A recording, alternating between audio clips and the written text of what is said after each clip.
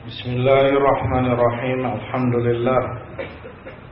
Wassalatu wassalamu ala Rasulillah wa ala alihi wa sahbihi wa man wala amma ba'd.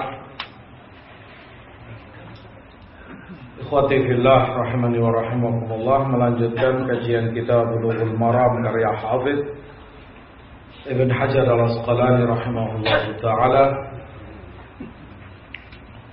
Beliau sebutkan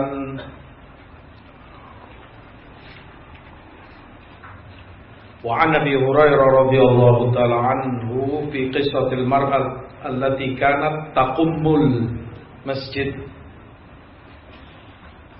فسأل عنها النبي صلى الله عليه وسلم فقالوا ماتت فقال أفلا كنتم آذنتموني فكأنهم صغروا أمرها فقالت دلوني على قبرها فدلوه فصلى عليها.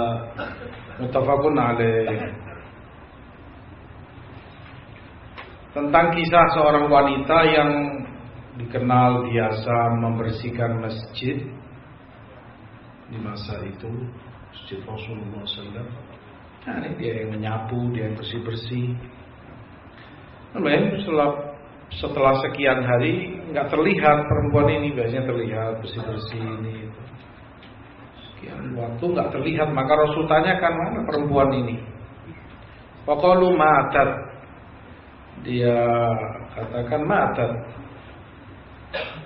Para sahabat menjawab, sudah meninggal ya Rasulullah.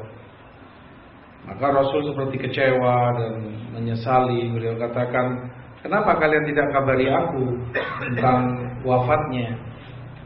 Dan perawi katakan, terkesan memang bahwa para sahabat saat itu menganggap remeh perempuan ini. Artinya dalam artian menganggap remeh, cuman perempuan pembersih masjid, gak seperlu itu untuk dikabarkan kepada Rasul SAW. Maka mereka tidak kabarkan. Kemudian Rasul katakan, tunjukkan padaku di mana kuburannya. Mereka tunjukkan, kemudian Rasulullah sholat di kuburannya, sholat jenazah. Hadis disepakati oleh Bukhari dan Muslim. Wazada Muslim, kemudian Muslim tambahkan, "Tsumma qala inna hadhil qubur mamlu'atun dzulman 'ala ahliha wa inna Allaha yunawwiruha lahum bi salati 'alaihim." Kuburan ini penuh dengan kegelapan kepada penghuninya. Sallallahu alaihi. Gelap pada yang dikubur jenazah, dan Allah memberi cahaya penerangan untuk mereka yang dikubur dengan sholatku untuk mereka. Ya, ini karena didoakan. Nah,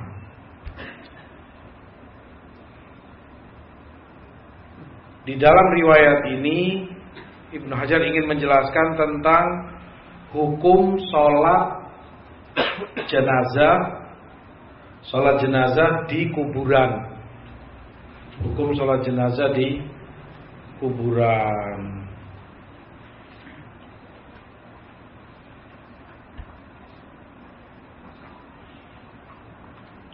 Di dalam hadis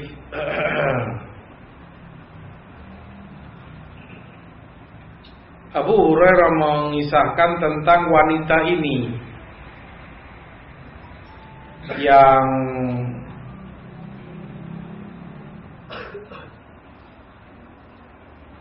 terbiasa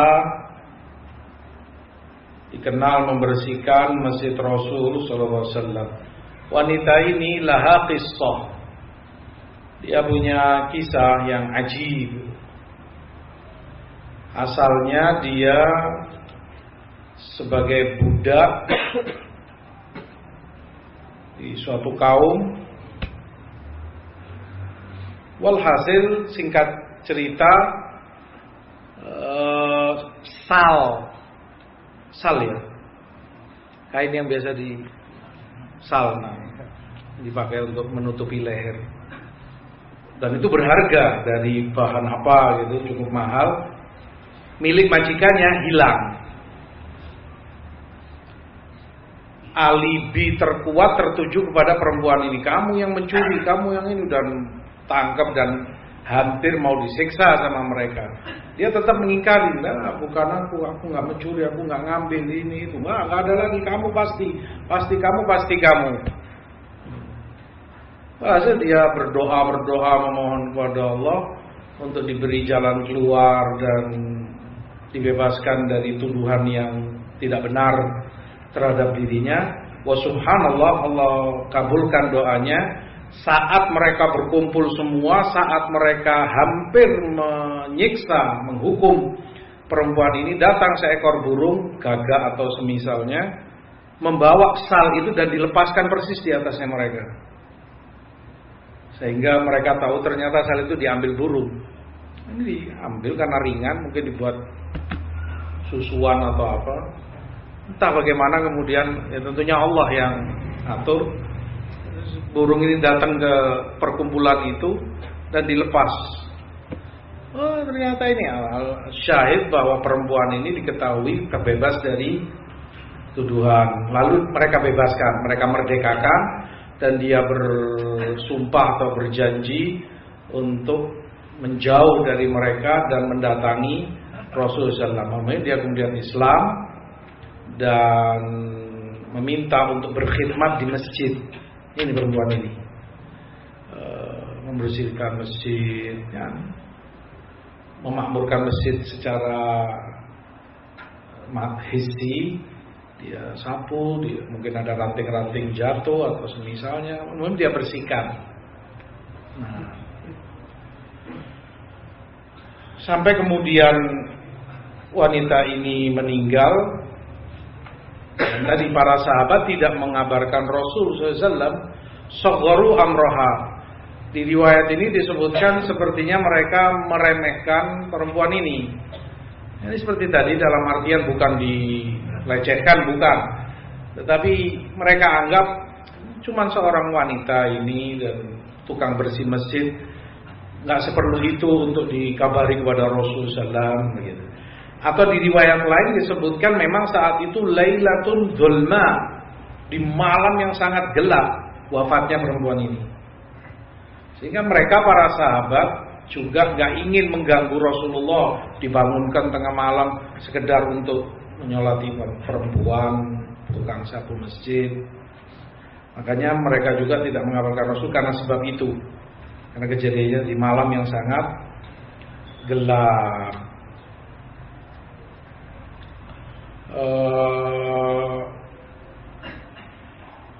Di dalam hadis Rasulullah SAW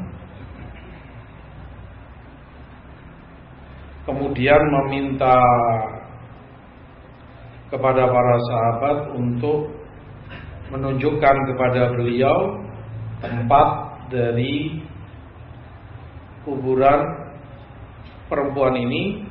Kemudian Rasul menyolati jenazah wanita ini. Hadis ketika Rasulullah katakan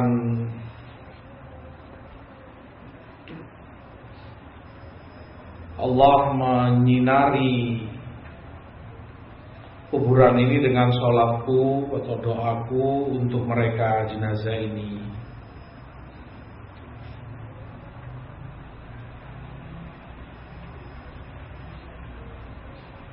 Di dalam hadis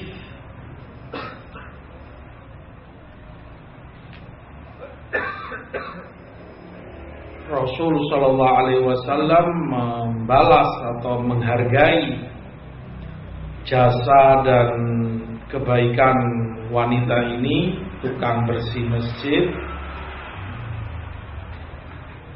dan bahkan Rasul merasa kehilangan mana fulana yang biasa bersih-bersih masjid Sallallahu Alaihi Wasallam.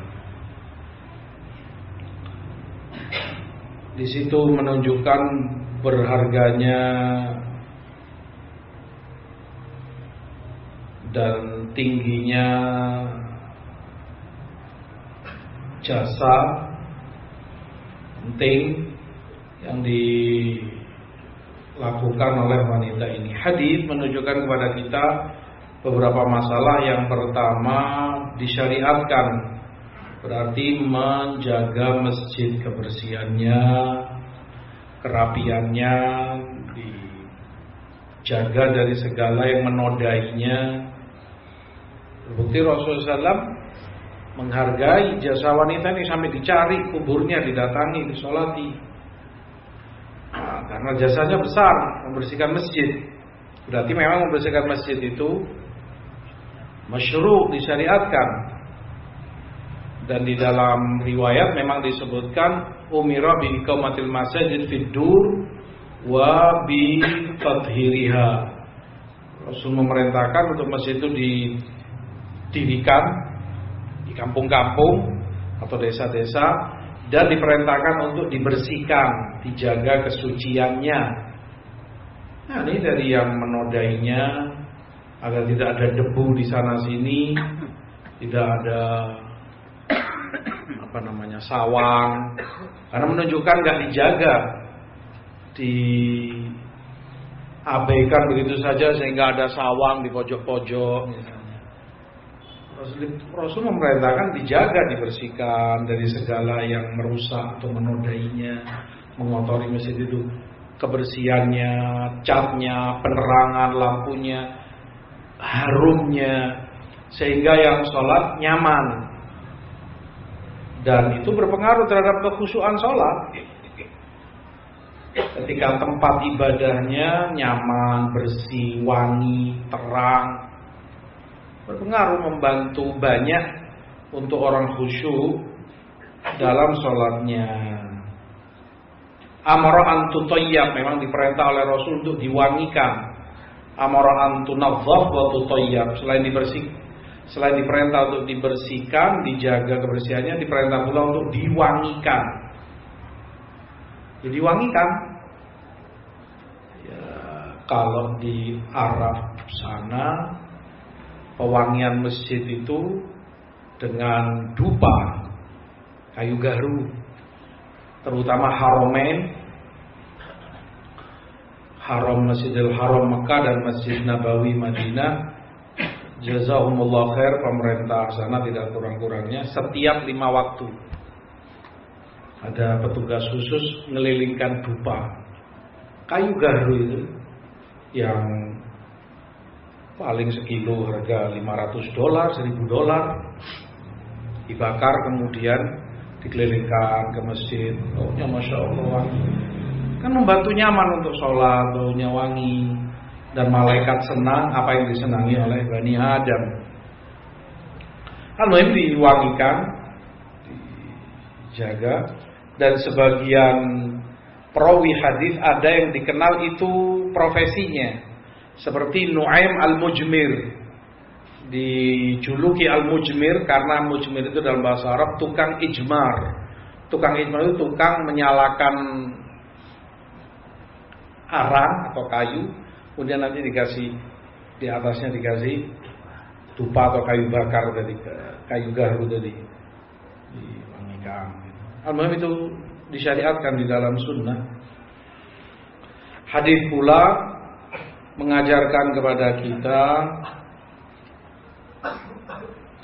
secara umum boleh atau bahkan disyariatkan masjid itu semaksimal mungkin dibuat nyaman untuk orang yang sholat. Karena kalau itu kotor, nggak nyaman orang. Kalau zaman dulu misalnya ada ranting, ada daun atau ini, ya orang nggak nyaman ngelihat, matanya sepet, ada noda-noda dan gangguan di masjid. Maka diambil dari situ segala yang membuat nyaman, selama itu mampu dan bisa dilakukan, maka itu bagus. Jika memungkinkan, jika mampu. Misalnya tempat panas, misalnya daerah panas dan mereka punya rizki, maka dipasang AC, buat nyaman. Udara akan lebih sejuk ini itu. Karena orang gerah juga buat nggak nyaman dalam sholatnya. Begitu pentingnya sehingga para fuqaha sebutkan kalau itu sholat sunnah boleh orang lepas baju kalau dia nggak nyaman, gerah luar biasa misalnya, berkeringat dan karena ganggu khusyuknya jelas, berkeringat dan ini itu khusyuknya terganggu. Diperbolehkan dia melepas baju atau mungkin ganti baju yang lain yang di dekat dia dan membuat dia lebih nyaman. Menunjukkan kepada kita kenyamanan itu penting di dalam sholat. Kenyamanan itu berpengaruh besar terhadap kekhusyuan, tidak bisa dipungkiri. Nah, muhim tadi mungkin kipas angin, AC, penerangan, lampu, dan segala yang dibutuhkan yang membantu kenyamanan dan kekhusyuan jamaah di dalam sholatnya, termasuk wewangian tadi, diwangikan, vacuum cleaner misalnya, membersihkan karpet, hambal dan semisalnya. Hadis pula menunjukkan boleh wanita yang menghandle semua ini, dia yang bersih-bersih, dia yang nyapu, dia yang ngepel, dia yang kalau sekarang misalnya dia pakai vacuum cleaner, almuhim boleh. Di zaman Rasul, masjid Rasul yang membersihkan perempuan, dan itu diketahui oleh Rasulullah. Nah, berarti boleh wanita selama dia jaga kehormatannya membersihkan masjid, selama tidak ada madarat atau fitnah, tidak ada fitnah yang dikhawatirkan dari perkara tersebut.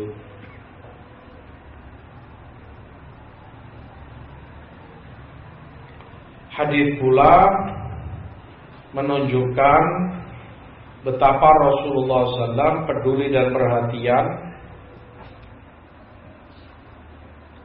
kepada para sahabatnya, baik laki maupun wanita.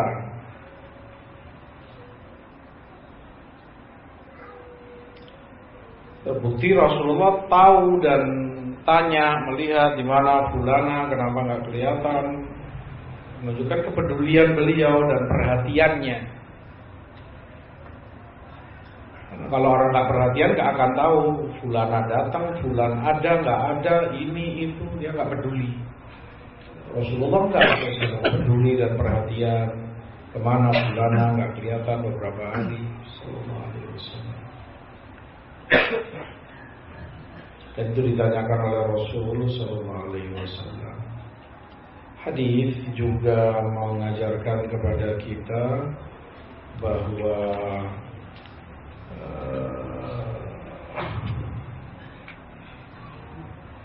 boleh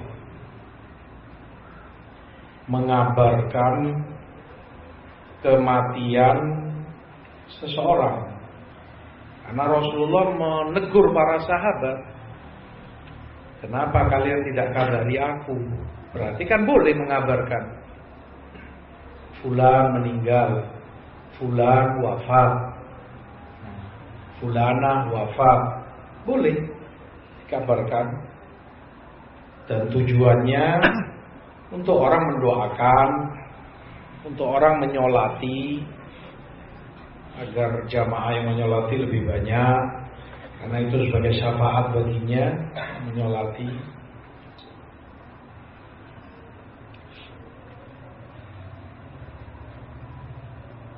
Adapun yang dilarang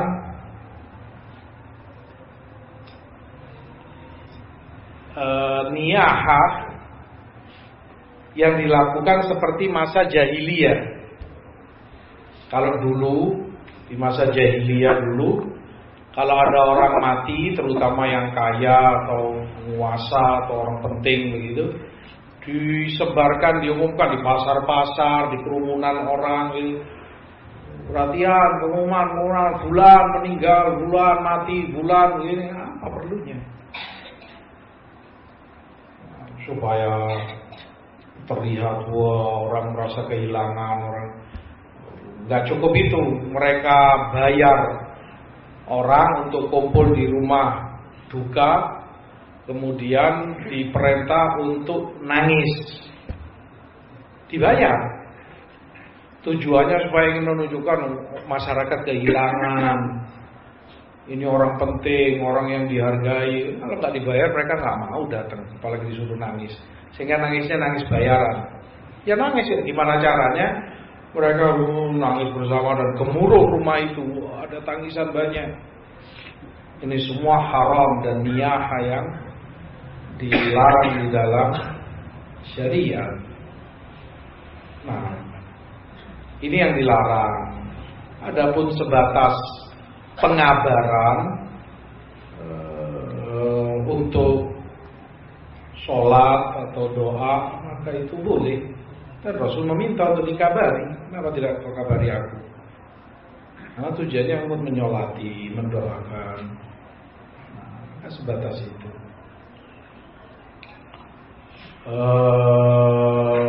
Hadis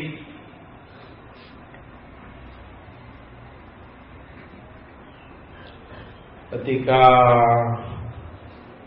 Rasul menyolati di kubur wanita ini, jika itu dilakukan, maka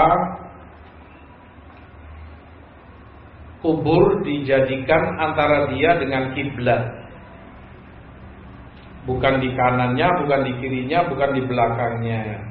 Karena Rasul disebutkan fasalla alaiha, layaknya sholat jenazah. Kan kita sholat jenazah antara kita dengan kiblat. Kita kalau kiblat ke sana, ini jenazah, kita di sini, kan begitu. Maka kalau di kubur pun mau menyolati jenazah, ya begitu. Ini kuburannya, kiblat sana, kita di sini posisinya. Allahu Akbar, menyolati. Nah, itu yang dilakukan dan dicontohkan Rasul Sallallahu Alaihi Wasallam. Hadis pula menunjukkan bahwa yang sholat terhadap jenazah yang sudah menyolati tidak perlu mengulangi sholat lagi terhadap jenazah yang sama.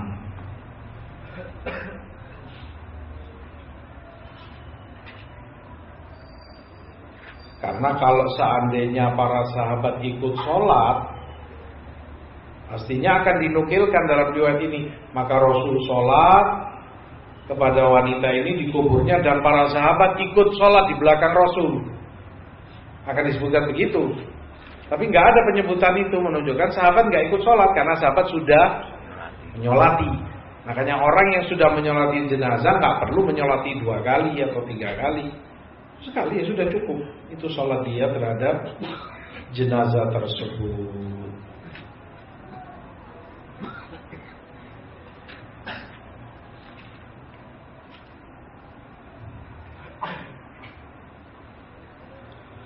Dan dalam perkara ini ada beberapa madhab, pendapat di kalangan para ulama. Antara lain mereka sebutkan boleh mengulang sholat secara mutlak, mengulangi sholat terhadap jenazah. Ada yang mulai mengatakan boleh mengulang kalau ada sebab. Kalau tadi secara mutlak. Yang kedua, boleh mengulang kalau ada sebab. Apa sebabnya? Misalnya mereka sebutkan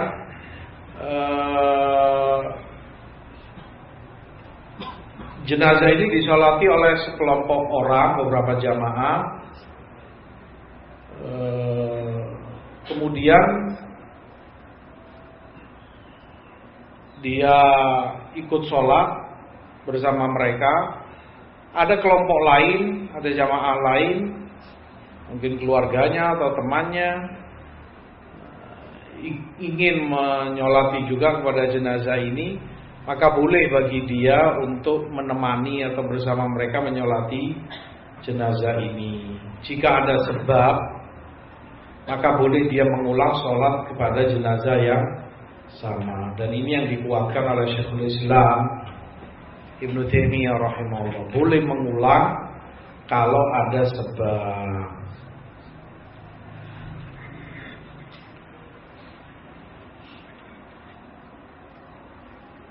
Hadis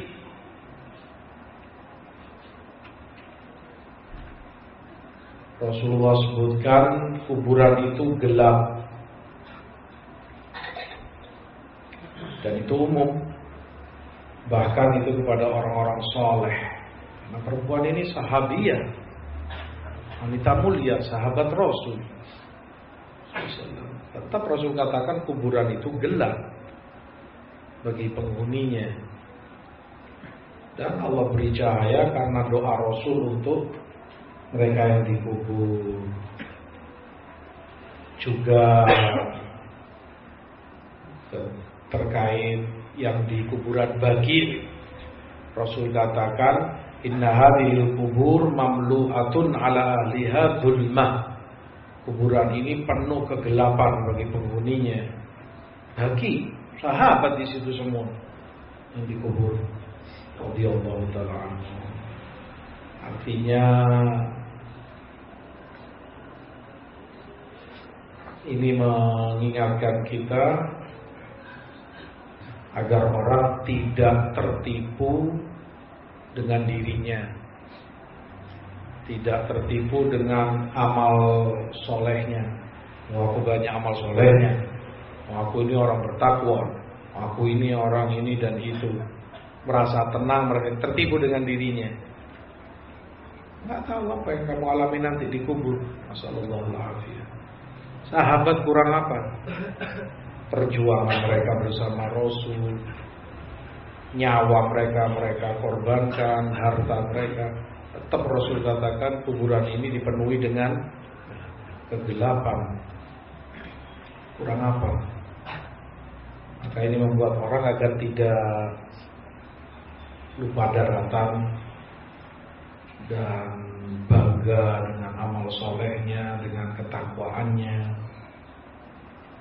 Bukan Allah yang selamatkan. Sallallahu alaihi wasallam. Hadis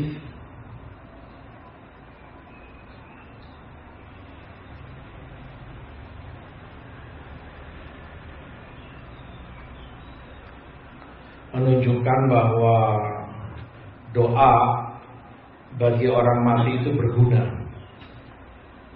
Mendoakan orang mati itu bermanfaat.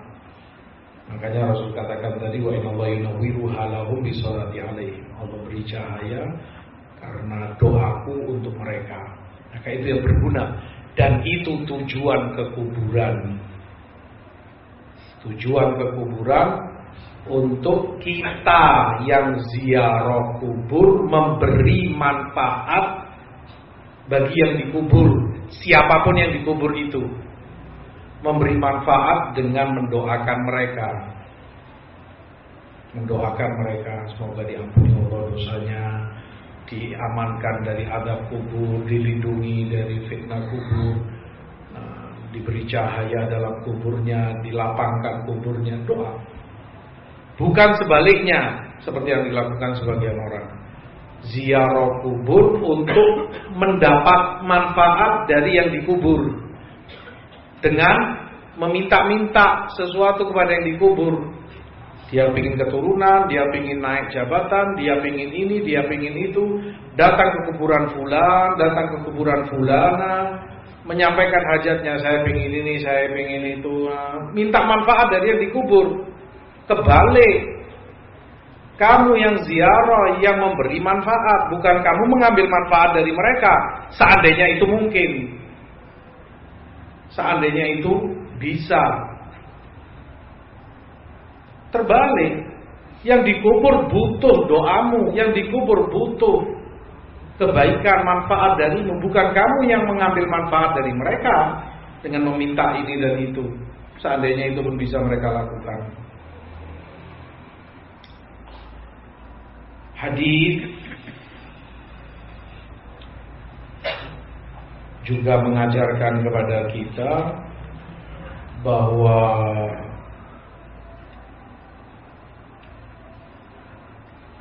di kuburan hendaknya orang mengingatkan yang lain, teman-temannya atau jamaah yang hadir, untuk melunakkan hatinya, diingatkan tentang kematian atau seputar itu. Makanya Rasulullah katakan kuburan ini dipenuhi dengan kegelapan. Ini kan peringatan. Diingatkan orang bahwa mereka pun akan mati, akan dikubur, dan kuburan itu dipenuhi dengan kegelapan, begini. Karena orang mengambil pelajaran. Hidupnya dipenuhi dengan bekal untuk setelah kematiannya. Dan itu kebiasaan salaf, sahabat dan tabi'in. Disebutkan kalau ada jenazah seakan-akan tidak bisa dibedakan mana keluarganya, mana yang bukan. Semua pada menangis, semua pada sedih, semua pada terdiam. Tidak seperti yang dilakukan kebanyakan orang. Ikut ke kuburan, sementara di kubur itu bicara sendiri-sendiri, guyon, ketawa, ketiwi, ke sana, kemari, ngakak-ngakak. Ini itu seakan gak ada kematian. Seakan dia gak akan mati, seakan dia gak akan dikubur juga. Gak ngambil pelajaran. Di kuburan dia merokok, di kuburan dia canda, guyon, ini itu. Bukan itu tujuan ke kuburan. Kita ke kuburan untuk mengingat akhirat, mengingat kematian, melunakkan hati. Seperti yang Rasulullah ingatkan, kuburan ini dipenuhi dengan kegelapan. Agar orang bersiap-siap dan mengambil pelajaran. Hadis juga menunjukkan bahwa penilaian pada seseorang itu kepada ketakwaannya, kepada imannya, ilmunya, amal solehnya, akhlaknya, agamanya secara umum. Lihat perempuan ini, wanita yang profesinya tidak lebih dari tukang sapu masjid, meninggal dunia.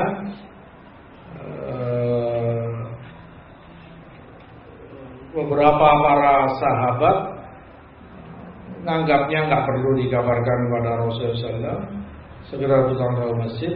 Tapi karena ketakwaannya, karena imannya, karena ini Rasulullah peduli. Sampai tanya di mana kuburnya, didatangi, disolati, didoakan. Maka itu penilaian segala-galanya. Bukan dinilai orang itu dari profesinya, bukan dinilai orang itu dari cantik dan kayanya, tampan atau miskinnya, bukan itu. Tapi dari akhlak dan agamanya, iman dan takwanya. Karena itu yang bersama dia, itu yang berguna baginya dunia dan akhiratnya. Kecantikan pudar mungkin bersama kamu saat sekarang, usia dia masih 20-an misalnya, cantik, Masya Allah, begini-begitu. Masuk usia 40 misalnya kalau masih hidup, 50 sudah keriput, sudah jelek, sudah pudar. Kekayaan juga nggak selamanya orang kaya, bisa bangkrut, bisa gulung tikar, bisa pailit. Al-muhim penilaian segala-galanya, dan yang menentukan adalah agama. Bagaimana akidah seseorang, bagaimana akhlak dan ibadah seseorang, itu yang terpenting. Makanya juga Rasulullah SAW terkait wanita mengingatkan tungkahul mar'atu li arba'ah. Wanita itu nikahi karena 4 sebab padanya. Karena kecantikannya, karena hartanya, karena keturunannya, keluarganya, dan karena agamanya. Dan Rasul katakan, pilihlah yang karena agamanya agar kamu gak celaka. Kamu gak akan celaka kalau kamu menilai penentu kamu menikahi wanita ini karena faktor agamanya. Dia wanita yang taat, dia wanita yang ibadah, dia wanita yang berakidah. Bukan atas dasar syahwatmu, bukan atas dasar syahwatmu. Karena kamu sudah kadung kesemsem, karena kamu sudah kadung dalam tanda kutip cinta, seneng sama dia, udah buta mata, sudah gak ngerti agamanya bagaimana, bismillah, sudah pokoknya jalan diminta. Kamu Kamu nggak tahu bagaimana nanti ke depan. Iya, sekarang kamu lihat seperti itu luarnya, fisiknya. Begitu kamu masuk kehidupan serius, berumah tangga dengan dia, kelihatan aslinya.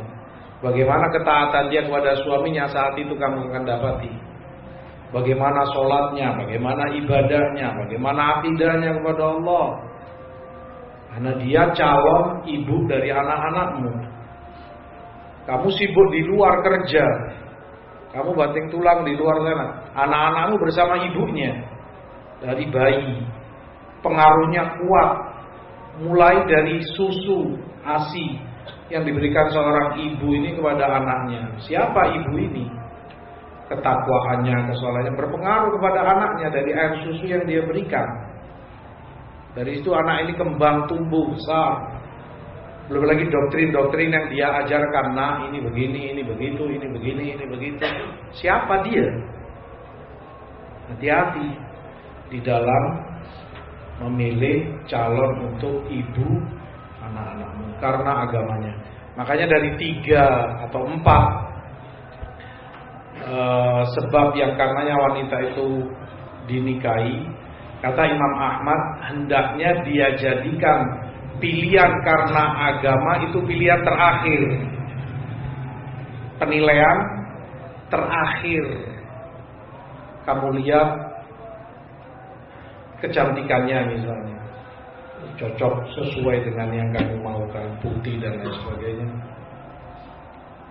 Kategori kedua, melihat kekayaannya, ya ada menengah ke atas mungkin kurang lebih masuk.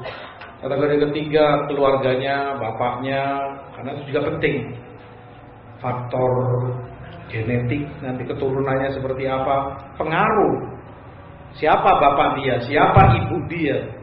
Kamu harus tahu keturunannya, karena berpengaruh kepada anak-anakmu. Wal ilmu dassas dalam riwayat. Keturunan itu sensitif sekali. Mungkin anak ini nggak seperti kamu, mungkin anak ini nggak seperti ibunya.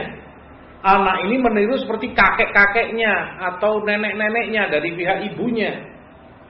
Nah, kalau itu nggak baik, keluarga yang kamu sendiri nggak tahu merah atau putih hitamnya, celaka kamu nantinya.